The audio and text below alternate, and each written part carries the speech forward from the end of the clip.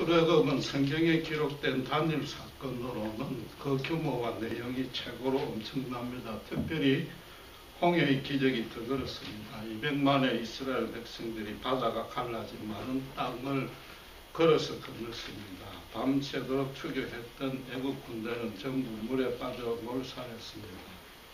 이 기사를 인간의 이성만으로 홍해의 기적을 보면은 사상 최대의 뻥친 것 같은 그런 기분이 들 수도 있습니다. 반면에 믿음의 눈으로 홍해의 기적을 보면은 사상 최대의 은혜입니다. 그렇다고 해서 믿겨지지 않는 걸 억지로 의지적으로 믿으라는 뜻은 전혀 없습니다. 예수님께서 제자들과 배를 타고 갈릴리 호수를 지날 때 폭풍이 치고 파도가 일어서 배가 전복될 지경에 이르렀습니다. 어부 출신인 제자들, 그러니까 그 호수와 배의 전문가인 그들조차도 죽게 됐다고 공포에 휩싸였습니다. 그래서 피곤해서 주무시는 예수님을 깨웁니다. 그때 마태복음 8장 26절 27절에 예수님이 바람과 바다를 향해서 말씀으로 꾸짖으니까 곧바로 잠잠해졌습니다. 제자들의 반응이 특이합니다. 이가 도대체 누구인가? 누구이길래 바람과 바다도 순종하는가? 의아해했습니다. 사람일 수 없다는 거죠. 하나님이 아니고는 할 수 없는 일을 했다는 뜻입니다. 하나님이 홍해를 가를 수 있는 능력이 있는가 없는가? 그건 아무 따지는 의미가 없는 겁니다. 정말로 그런 일이 발생했는가 하는 역사성과 하나님이 그걸 일으킨 목적을 따져봐야 되는 겁니다. 그냥 이스라엘을 구원하기로 했다가 아니라 구원 방식도 여러 개 있는데 왜 하필 홍해를 갈라야만 했던가? 그걸 살펴야 된다는 거죠. 홍해를 건넌 후에 이스라엘 백성들은 마지막 결론으로 31절에 여호와를 경외했고 그 종인 모세를 믿었다고 선언합니다. 바로 어제까지만 해도 애굽의 추격이 두려워서 여호와께 부르짖었고 모세에게는 강야에서 죽느니 애굽으로 돌아가겠다고 불평과 원망을 퍼부었던 모습과는 정반대입니다.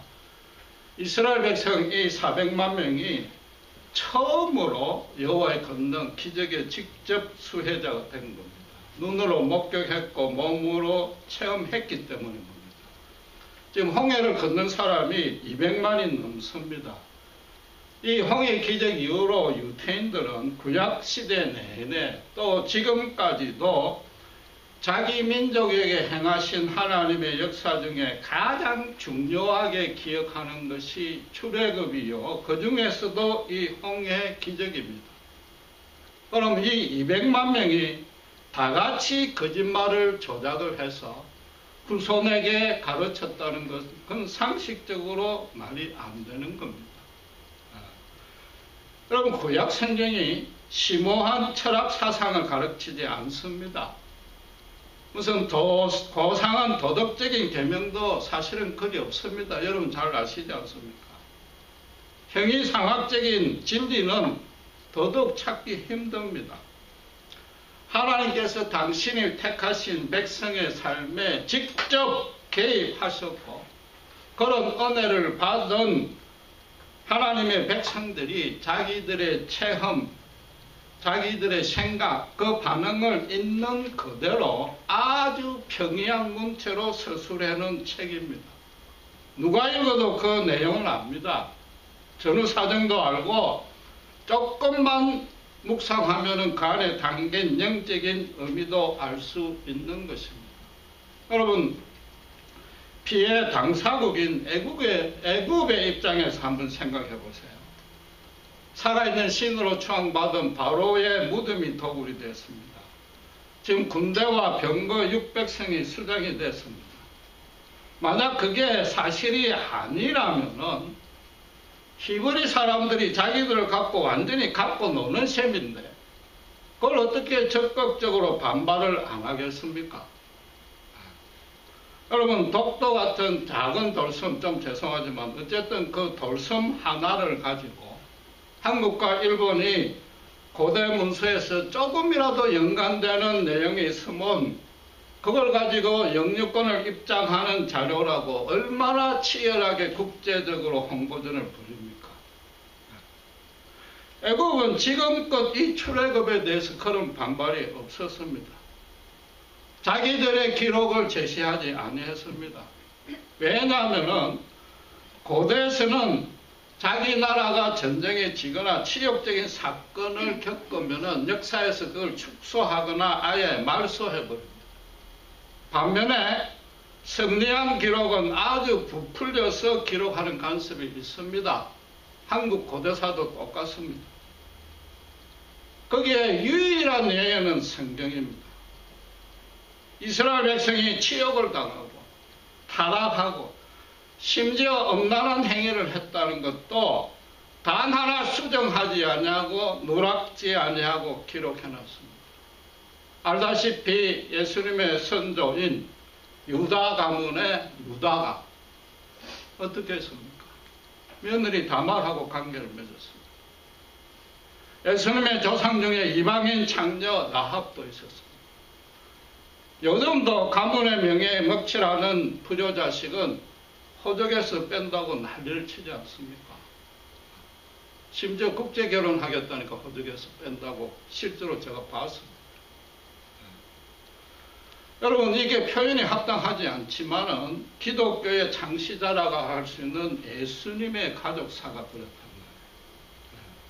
사람에게 감동을 줘가지고 교인으로 불러 모아도 마땅치 않은데 거꾸로 어느 자마도 내 쫓을 그런 내용이단 말이에요.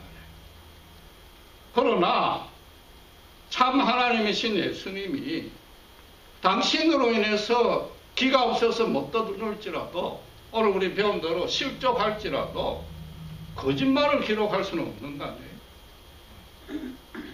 여러분, 성경에 인간의 추악한 모습이 있는 그대로 기록이 되어 있습니다. 왜? 엄연한 사실이니까. 모든 세대에 모든 인간의 영적인 실상이 그렇단 말이에요. 성경이 하나님이 지금 성경을 통해서 모든 세대, 모든 인간에게 제일 먼저 가장 강조해서 계시해주고 싶은 진리가 바로 그것인 겁니다. 너희 모두가 죄중에 빠져서 당신의 진노를 받아 마땅하다. 그게 성경이 말하는 내용입니다. 그러나 그것으로 절대 그치지 아니하는 거죠. 왜? 너희가 그럼에도 불구하고 하나님 당신께서 앞으로 너희들을 어떻게 다스릴는지, 어떻게 대우하는지 그걸 똑똑히 보라. 그게 성경이단 말이에요. 이스라엘은 출애굽한 후에 3,500년이 지나도 예수님이 오신 후에 2,000년이 지나도록 지금도 모세 같은 선지자가 메시아로 오기를 학수고대하고 있습니다. 그들이 그만큼 너무나 생생하고 엄청난 체험을 했기 때문입니다. 거기다가 뭐예요? 예수님도 수많은 기적을 베풀었지만 모세가 일으킨 기적에 비하면 아무것도 아니더라. 그런 뜻도 사실은 그 안에 포함이 되어 있다. 여러분, 홍해의 기적이 성경만 기록하고 세속 역사에 없다고 해서 그 사실성을 의심할 수는 없는 겁니다. 오히려 그 정반대입니다. 피해 당사자인 애굽이 부인하지 아니하고 침묵하기 있기 때문에 그 역사성은 오히려 더 증명된다. 여러분, 놀랍고도 흥미롭게도 오늘 본문이 그런 동일한 맥락에서 기록하고 있고 꼭 홍해를 갈라야만 했던 이유까지, 목적까지 밝히고 있습니다. 먼저 34절 보시면은 이스라엘은 여호와가 애굽에게 행하신 큰일을 보았다고 기록합니다. 그럼 여호와가 이스라엘에게 행하신 큰일을 보았다 해야 그게 표현이 매끄럽지 않는가 말이에요. 애굽에게 행하신 큰일을 보았다. 그럼 바로 앞에 30절에 연결해서 한 설명인데 바닷가에서 애굽의 죽음, 시체들을 보았다 하는 그 내용을 다시 풀어서 설명한 겁니다. 그러니까 애굽에게 하나님이 큰 벌을 내렸다는 뜻이 그 문자적인 1차적인 뜻인데, 그 말은 무슨 말인가 하면은 이스라엘에게 큰 일을 행했다. 그건 성경이 구태여 기록할 필요가 없다는 겁니다. 할아버지부터 시작해서 손자 3, 4대까지 손을 잡고 그냥 건넜습니다. 200만 명이 건넜습니다. 그걸 뭐 후대한테 전송하고 교육시킬 필요가 전혀 없는 겁니다. 성경이 다시 언급할 필요가 없단 말이에요. 무슨 말이냐? 혹시 이 기적에 대해서 의심이 생기거든 애굽에게 물어봐라. 그 말입니다. 애굽에게 큰 일을 행했단 말이에요. 더 확실하게는 17절, 18절에 애굽의 병거와 마병으로 인하여 하나님이 영광을 얻었다. 그리고 애굽이 내가 여호와인지 알게 되었다고 선언하고 있습니다. 이건 뭐냐면은 홍해의 기적을 보고 느낀 감동이나 그 충격이 이스라엘보다 애굽에게 더 컸다 이 말인 거죠.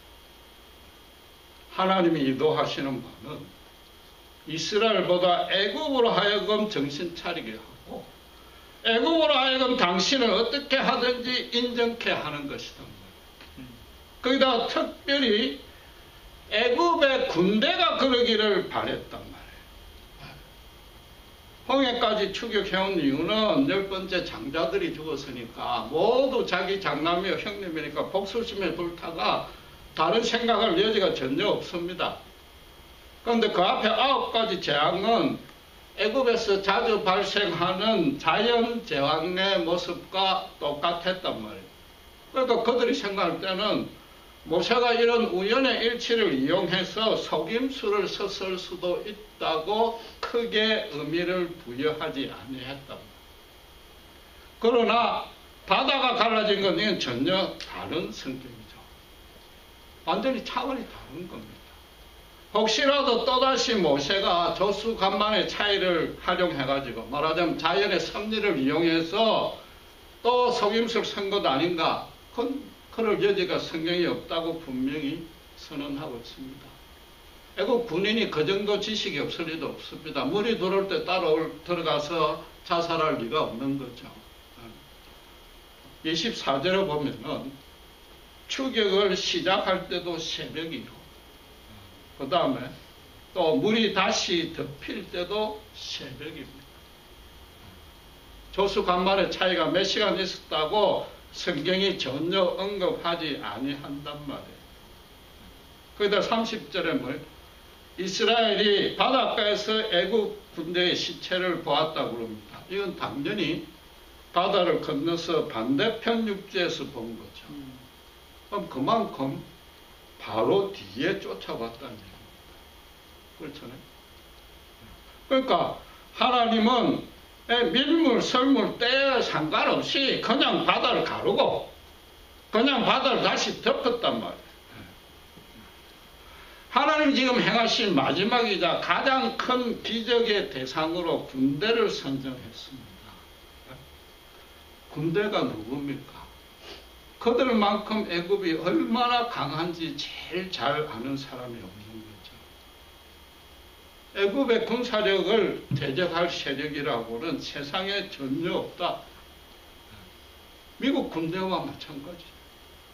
그런 자부심으로 똘똘 뭉쳐져 있는 게 지금 애국 군대다. 홍해까지 쫓아온 이유도 얼마든지 싸워 이길 수 있다고 쫓아온 거죠. 바로는 지금 스스로 신이라고 착각을 하고 있고 나머지 바로의 눈치를 보고 부하 내동하는 주술사나 일반 백성하고 군대는 다른 성격입니다. 그런데 그들 군대의 병거가 600성이 일시에 고철 덩어리가 되어버립니다. 이스라엘은 마른 땅을 건넜습니다. 200만이 걸어가면 당연히 그 땅이 그냥 단단해질 거예요. 그냥. 그런데 바로 뒤에 곧바로 물이 채워지고 병거가 빠졌다는 게 다시 진흙이나 모래 땅으로 바뀌었다는 거죠.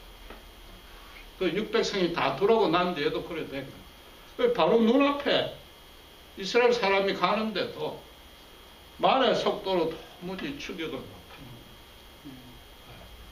말이 꼼짝을 못하니까. 지금으로 비유하자면은 미국의 ICBM 핵폭탄이 수만 개가 일시에 아무 이유 없이 그 탄두에 있는 농축 우라늄이 사라져버렸어요. 그 핵폭탄이 폭발도 못하고 그냥 단순 발사체 로켓 고철덩이로 변한 것과 똑같은 얘기입니다. 미국 군인들이 어떻게 생각하고 있어요? 트럼프가 아무리 북한을 완전히 멸절시킬 수 있다고 큰 소리 쳐도 트럼프나 미국보다도 더 센 존재가 있구나.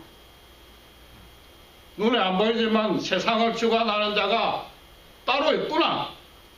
그걸 인정할 수밖에 없단 말이에요.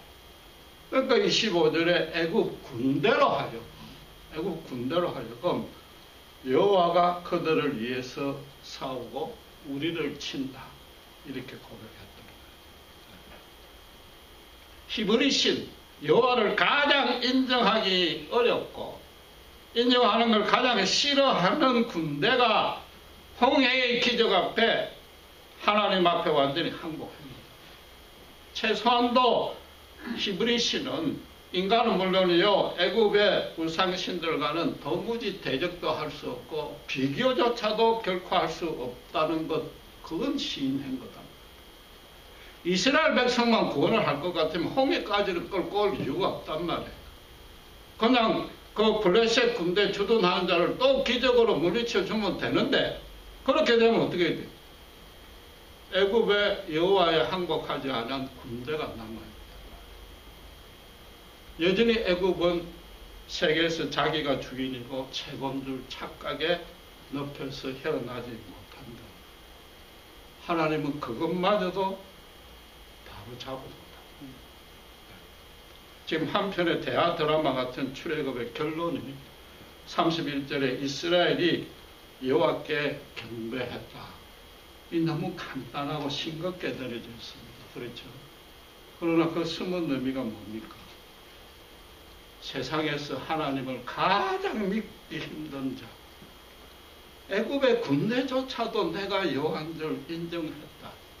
하물며 너희일까 보냐?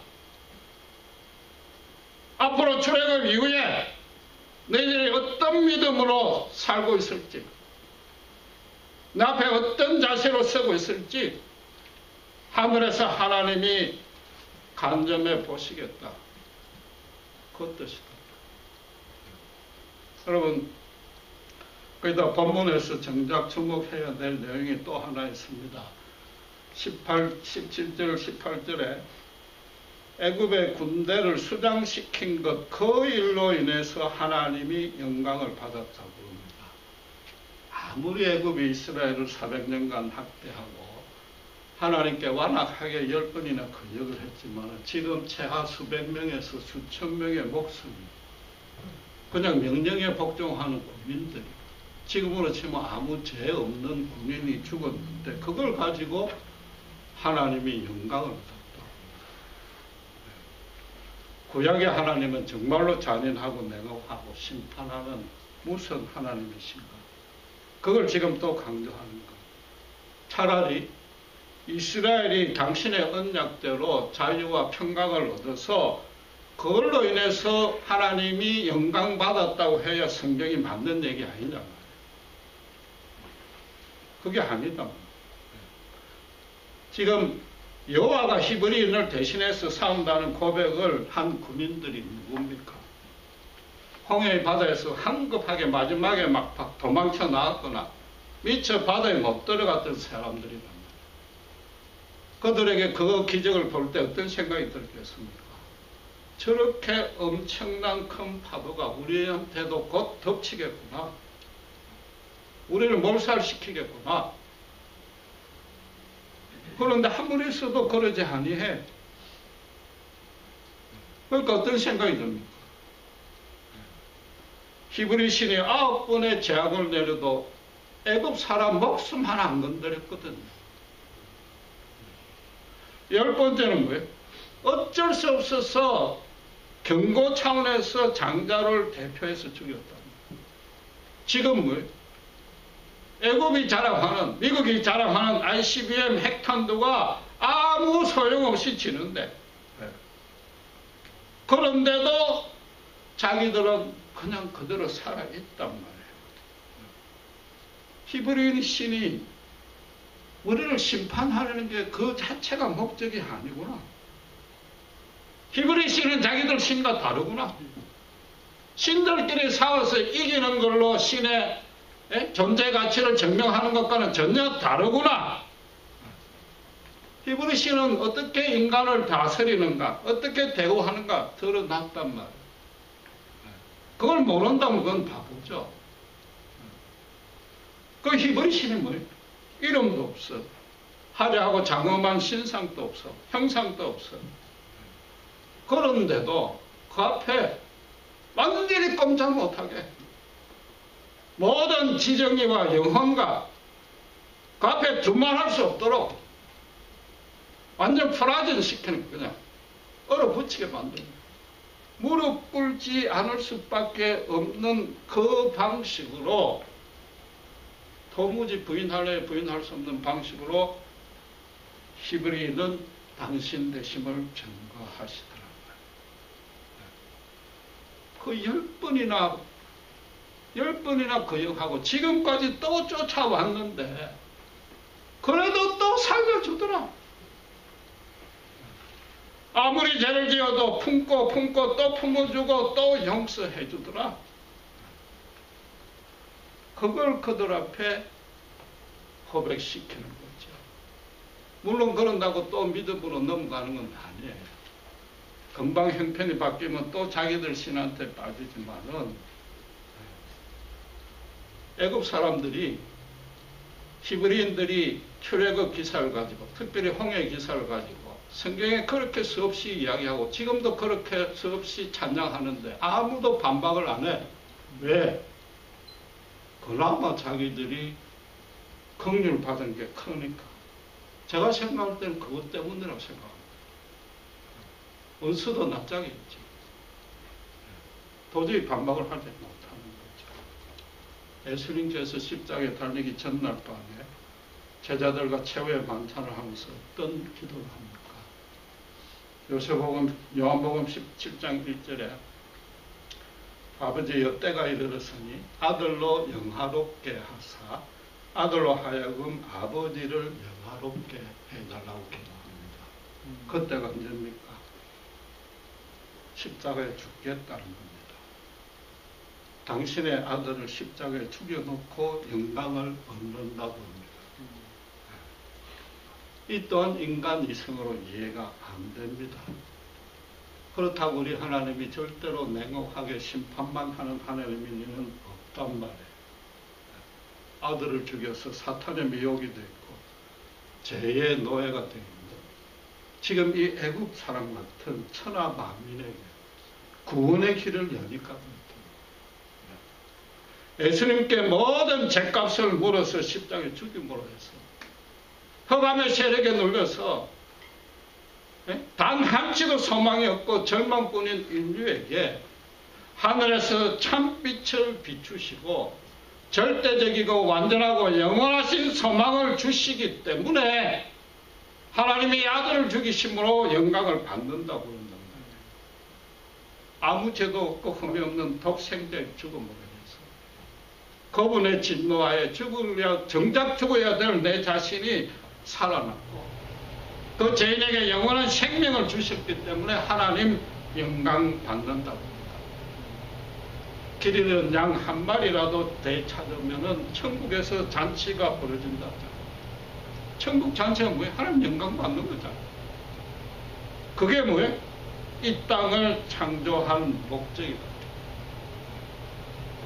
이 신약의 하나님이 오늘 본문의 출애굽의 하나님과 절대 다를 수는 없는 겁니다. 출애굽을 통해서 당신이 받으실 영광은 이스라엘을 통해서라기보다도 애굽. 왜? 이스라엘은 이미 하나님의 영광을 소유하고 있는 겁니다. 취소할 수 없습니다. 아브라함에게 불려놨을 때부터 모두가 하나님의 영광스러운 백성이 되어 있습니다. 지금 19절, 20절에도 앞에 있던 구름 기둥이 뒤로 옮겼단 말이에요. 그 애굽으로 인해서 어두워서 추격을 금지시키고 거저 불안에 떠는 이스라엘 사람을 평안한 잠을 주시는 하나님입니다. 그 전에 뭐예요? 고센 땅에 구별했단 말이에요. 이스라엘은 얻을 수 있는 하나님의 영광 다 얻었어. 이미 영광스러운 자녀가 되어 있어요. 그럼 하나님께 남은 게 뭐냐? 다른 애굽에게 당신의 영광을 보여야 돼. 세상 최고 권력자고 세계 최강대국에 그 권력을 목숨을 걸고 최후까지 그걸 지키는 보루가 군대다. 그 군대로 하여금 철저하게 깨뜨리시는 하나님. 출애굽이 애굽의 영광을 위해서 계획됐는데 역설적으로 이야기하면은 그 일을 위해서 하나님의 백성은 400년간 노예로 학대당했다. 애굽을 통해서 받은 하나님의 영광은 이스라엘 사람의 피와 땀 위에 얻어진 거다. 죄로 타락한 이 세상과 인간을 하나님이 어떻게 다스리시는지 이해하시겠습니까? 복 주고 병 낫게 해주고 이게 아니라 하나님이 이 세상을 다스리는 방식은 오직 하나입니다. 예수님의 십자가 방식 아니고 없습니다. 예수님이 제자들을 택할 때 이미 그 영광 가운데 있는 겁니다. 베드로가 스승을 3번 부인할 때도 그 영광은 떠나지 아니했습니다. 부활해가지고 3번이나 용서해주고 성령의 사람으로 바꿔서 예수님 가신 길을 똑같이 따라 걷게 하시고 마지막에 십자가에 거꾸로 달리는 모습으로. 그래서 그동안에 베드로로 인해서 오순절에 핵심한 3,000명과 베드로로 인해서 각지에 세워진 교회를 인해서 하나님은 영광을 받는다. 며칠 전에 우연히 제가 미국 영화를 하나 봤습니다. 오랜만에 미국 영화를 나왔는데 오랜만에 두 여자가 간호원들인데 아주 절친인데 아파트에 룸메이트로 같이 삽니다. 그런데 한 친구가 남자친구하고 헤어진 후에 자기가 임신된 걸 압니다. 그러니까 그 아이가 나오면은 사생아한테 되니까 낙태하기로 결심을 합니다. 다른 친구도 아직 미혼인데 다른 친구는 결혼할 남자친구였습니다. 이 친구가 그 낙태하자는 친구한테 내가 대신 맡아 키우겠다고 합니다. 결혼도 안 했는데 낙태는 있을 수도 없고 그 태어난 아기가 부모 사랑을 받아야 됩니다. 이렇게 말한 친구는 일찍이 엄마가 죽었기 때문에 엄마 없이 자라는 그 아이의 슬픔을 너무나도 잘 이해하고 있었기 때문에 낙태를 중지한 것은 생명을 준 것이요 자기가 엄마가 되어주겠다는 것은 더 풍성한 생명을 주는 겁니다. 그 친구가 너무 부담되지 않느냐, 결혼도 안 했는데 왜 그러느냐, 그 친구의 대답은 아주 간단합니다. 그 아이가 필요한 것이 엄마의 사랑이기 때문에 자기는 어떻게 돼도 괜찮다는 거죠. 여러분, 성령으로 거듭나서 예수를 믿어 하나님의 자녀가 됐다는 거, 이게 대단한 겁니다. 주일날 예배 보고 기도해서 복받는 그런 거 아닙니다. 하나님의 영광된 백성이 이미 되어 있습니다. 생명의 말씀을 받아 있습니다. 성경 함부로 애사로 보지 마세요. 그 말씀 안에 하나님의 능력이 살아 있습니다. 화목하는 직책을 우리가 맡았단 말이에요. 우리의 형편에 상관없이 예수를 모르는 사람 앞에 예수를 알게 해고 그러므로 해서 하나님께 영광을 돌려야 됩니다. 우리가 흔히들 하나님께 영광 돌린다는데 어느 때입니까? 찬양 집회 끝나거나 기도 응답 받았거나 뭔가 좋은 일이 생겼거나 자 하나님께 영광의 박수를 올립시다. 물론 그래야지. 물론 그래야지. 그러나 그건 반쪽 영광이다. 내가 이미 받은 영광 위에 영광 그 받은 걸 뭘 또 돌려줍니까? 그런 영광을 하나님 과연 받으시겠느냐? 저는 의심스럽습니다. 십자가 복음이 얼마나 엄청난지 모릅니다. 예수 그리스도의 이름 앞에 끝까지 항거할 존재는 없습니다. 도저히 그 힘 앞에 두려워서 떠나달라고는 할 수 있어요. 자기 스스로 갚버릴 수는 있으나 그건 뭐예요? 도저히 그 앞에 이길 수 없다는 한국 선언인 겁니다. 예수님의 사랑으로 어떤 완악한 자도 변화시킬 수 없는 자는 없습니다. 신자가 이웃을 사랑하지 않으면 이 세상에 사랑을 베풀지 않으면 이 세상에는 아무 소망이 없습니다. 예수님의 사랑으로 하라니까 도무지 자신이 없다고 여길지 모르는데 그게 무슨 우리가 섬기는 태도, 열심, 강도, 심지어 감정까지 최고조로 올리라는 게 절대 아닌 거예요. 뭐예요? 상대가 너무 불쌍합니까? 끝까지 그냥 내가 아니면 아까 그 여자처럼 도울 수 없다. 우리는 낮아지고 그 일로 인해서 상처받고 핍박받을 수 있고 끝까지 희생, 손해가 우리 앞에 따를 수도 있고 우리가 생각하는 영광스러운 열매 안 열리고 오랫동안 실망이 있을 수 있습니다. 그러나 우리가 아무리 적고 연약한 모습이고 아무리 적은 자에게라도 정말로 순전한 믿음으로 내한테는 몰라도 이 사람은 하나님의 사랑을 받을 자격이 있고 하나님 안에서는 우리 찬양한 그대로 기쁨을 얻을 자라는 생각이 있다. 그냥 순전한 마음으로 섬기기만 하는 거예요. 언제 어디서든 하나님이 열매 맺고 하나님이 반드시 영광 받습니다. 우리는 모르고 지나칠 수 있습니다. 대신에 그 일을 안 하면 그 사람이 죽을 수도 있습니다. 잠시 그 한순간 안 하는 걸로 인해서 그 사람 절망에 빠지고 심지어 자살을 하는 경우가 있습니다. 여러분 우리 주위에 불쌍하고 힘든 사람들, 싫은 사람들 붙여주는 이유가 그겁니다. 그리고 우리 인내심 키우는 거 아니다 말이에요. 우리 뭐 담력 키우고 끝까지 견디고 이걸 십자가로 생각하는데 그게 아닌 겁니다. 십자가는 뭐예요? 내가 주고 상대를 살리는 게 십자가입니다.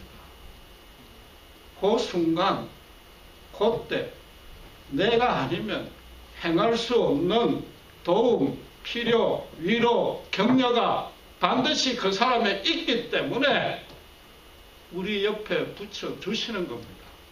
얼마나 큰 감사요 행복이며 은혜냐고요. 세상 사람은 그런 줄은 몰라요. 누리지도 못해. 그 일을 당하냐면 그 사람은 절망과 죽음으로 빠진다. 그걸 법적인 용어로 뭐라 하는지 아세요? 미필적 고의 살인입니다. 지옥으로, 절망으로, 어려움으로 떨어진 줄 알면서도 강한다. 우리는 두렵게 하려는 뜻이 아니고 역으로 생각하시면 됩니다. 그만큼 우리가 하는 것이 우리와 함께 하시는 성령님, 우리가 전하는 복음이 생명을 살린다. 우리가 생명을 살리는 자예요. 기도하겠습니다. 하나님 아버지 하나님 감사합니다. 출애굽으로 인해서